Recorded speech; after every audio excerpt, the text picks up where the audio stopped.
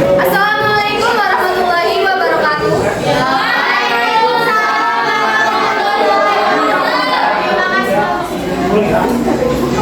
Kami dari kelompok 3 akan mempresentasikan materi dari dinamika ekonomi masa demokrasi terpimpin.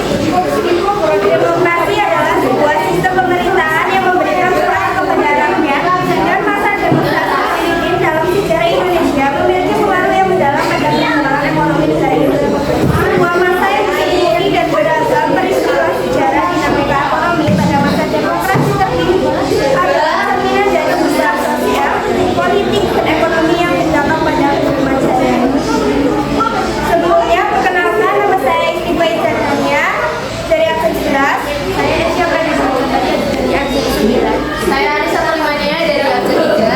Saya Tafsir Rahmawati dari Aksen 33.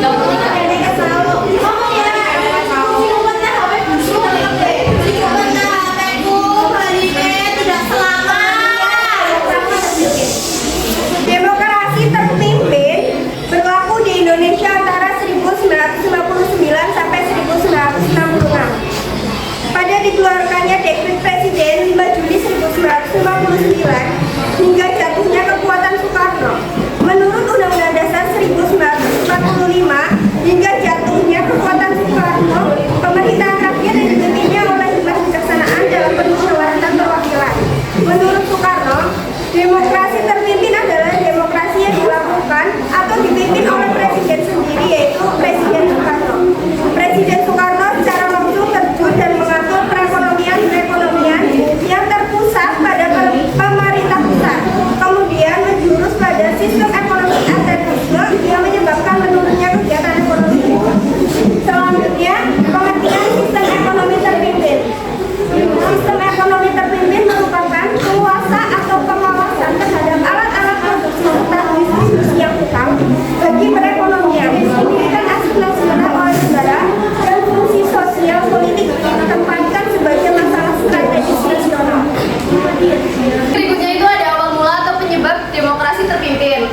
Jadi demokrasi terpimpin merupakan reaksi terhadap kondisi awal kemerdekaan dan demokrasi parlementer atau liberal pada khususnya. Kondisi ekonomi pada awal berdirinya Republik Indonesia sudah sangat kacau dan sulit. Ditambah keadaan politik yang cepat berubah-ubah dan banyak rapat serta kegiatan penting yang dilakukan mulai dari penunjukan presiden dan wakil presiden, pembentukan partai politik, pembentukan perdana menteri, serta pergantian kabinet secara terus-menerus, sehingga mengakibatkan keadaan ekonomi Indonesia menjadi semakin parah. Kemudian ada dampak positif dari berikutnya ada dampak positif demokrasi terpimpin seperti kebijakan berdikari, mengajarkan masyarakat Indonesia untuk berusaha sendiri tanpa mendapat bantuan dari siapapun, berusaha sendiri dengan kemampuan dan modal yang telah ada di dalam Indonesia. Dampak negatifnya, meningkatnya angka inflasi, harga-harga kebutuhan pokok makin melambung tinggi, dibentuknya Bank Indonesia menimbulkan spekulasi dan penyelewengan dalam penggunaan uang negara sebab tidak ada lembaga pengawas. Keempat itu ekspor semakin buruk dan pembatasan impor karena lemahnya devisa. Yang kelima, masyarakat mengalami kesulitan hidup, kemiskinan, bahkan kriminalitas. Kemudian ada pembentukan Bappenas. Untuk melaksanakan pembangunan ekonomi di bawah kabinet saya, maka dibentuklah Dewan Perancang Nasional atau Bappenas pada tanggal 15 Agustus 1959 yang dipimpin oleh Ahmad Yamin dengan anggota berjumlah 50 orang. Tugas Bappenas sendiri yaitu mempersiapkan rancangan undang-undang pembangun nasional yang berencana. Yang kedua, menilai penyelenggaraan pembangunan. Kemudian ada evaluasi. Evaluasi diumumkan pada 25 Agustus 1959. Menurunnya nilai uang sebagai berikut. 1. Uang kertas pecahan 500 menjadi 50 rupiah. Uang kertas pecahan 1000 menjadi 100 rupiah. Semua simpanan di bank yang melebihi 20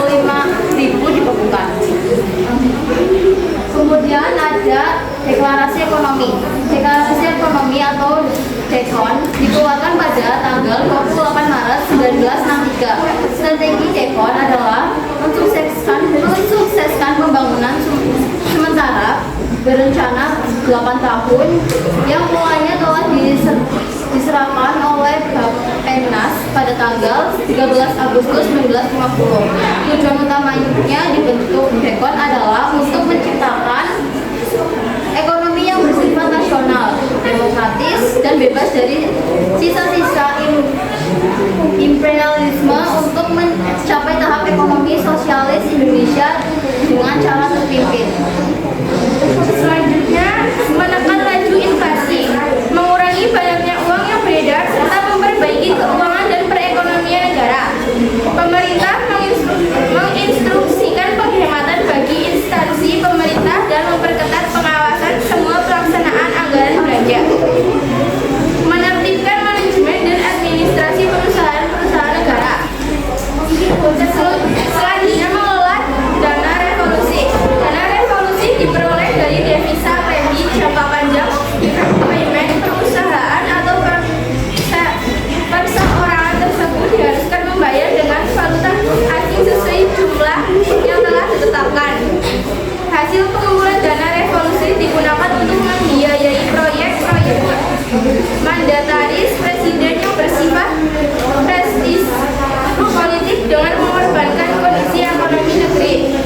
Kebijakan dana revolusi menyebabkan utang-utang negara makin meningkat. Sebaliknya, kegiatan ekspor makin menurun. Pemberian fasilitas alokasi kredit kepada perseorangan atau perusahaan yang bukan sektor produksi dengan bunga tertentu menimbulkan kekacauan di bidang keuangan negara. Sekian pemaparan materi dari kelompok kami. Apabila ada materi yang kurang paham, bisa ditanyakan. Apakah ada yang ingin bertanya? Silakan sebutkan nama dari kelompoknya.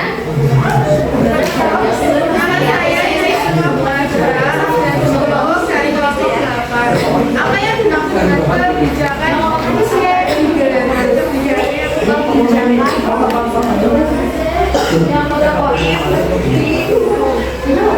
Kebijakan apa yang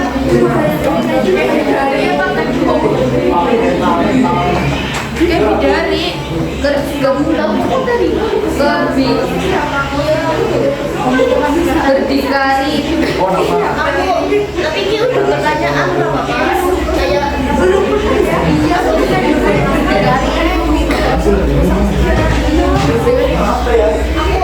Krisna absen 26. Tolong jelaskan secara garis besar awal mulanya itu. Soalnya aku pas presentasi kan dijelaskan satu persatu, jadi aku nggak paham. Jadi tolong jelaskan secara garis besar aja. Soalnya aku tidak paham. Kan jadi yang tidak paham.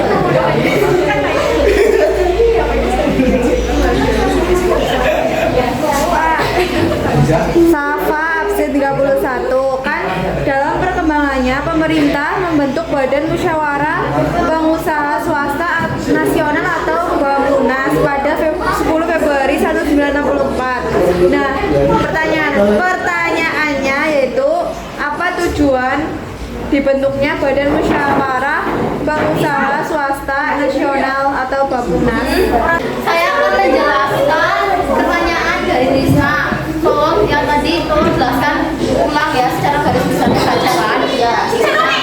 Sistem ekonomi terpimpin. Ya. Sistem ekonomi terpimpin itu merupakan penguasaan atau pengawasan terhadap alat-alat produksi serta distribusi yang vital bagi perekonomian. Nah, pada masa kepemilikan sistem itu tuh aset nasional BMPS. Oh, sebentar. Apa?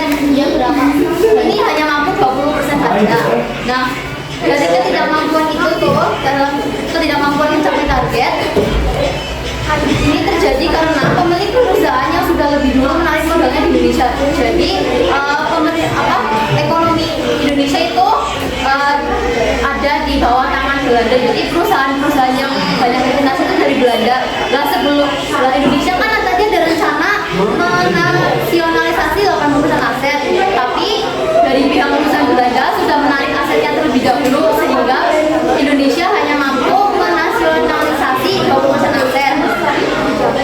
Dari kegagalan ini, perkembangan perekonomian di Indonesia makin buruk karena berbagai pergolakan politik dalam negeri. Nah kemudian penerapan sistem ekonomi terpimpin juga tampak pada program pembangunan nasional semesta bencana. Dalam mendukung program yang direncanakan oleh Presiden Soekarno ini, pemerintah berupaya memaksimalkan peran Badan Usaha Milik Negara atau BUMN. Pelaksanaan program ini diharapkan mampu menjadi tonggak perekonomian Indonesia. Dalam program pembangunan nasional sementara berencana, pemerintah tidak hanya memaksimalkan peran BUMN, akan tetapi pemerintahan juga meningkatkan peran koperasi. Salah satu koperasi yang dikembangkan melalui koperasi tani atau sebagai landasan pokok pembangunan ekonomi, khususnya memperbaiki ekonomi rakyat.